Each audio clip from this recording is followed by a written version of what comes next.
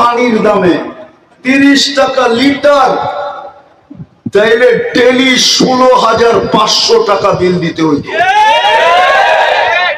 মাসে 4,95,000 টাকা বিল আসতো।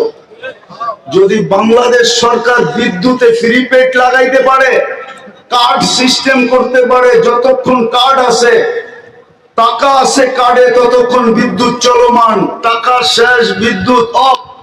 আল্লাহ তো করতে পারতেন যে যতক্ষণ টাকা ভরা থাকবে অক্সিজেন চলবে, নাইলে অফ। তাইলে তো এই রোডে ডেলি হাজার হাজার শ্রমিক পাওয়া যেত, পড়ে আছে রাস্তার ভিতরে।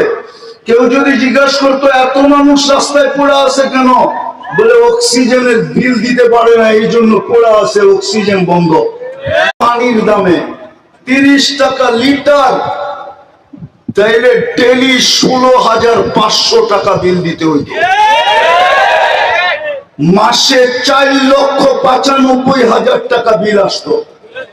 যদি বাংলাদেশ সরকার বিদ্যুতে ফ্রি পেড লাগাইতে পারে, কার্ড সিস্টেম করতে পারে, যতক্ষণ কার্ড আছে টাকা আছে কার্ডে ততক্ষণ বিদ্যুৎ চলমান, টাকা শেষ বিদ্যুৎ অফ।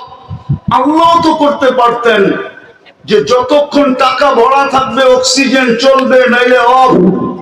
তাইলে তো এই রোডে ডেলি হাজার হাজার শ্রমিক পাওয়া যেত, পড়ে আছে রাস্তার ভিতরে।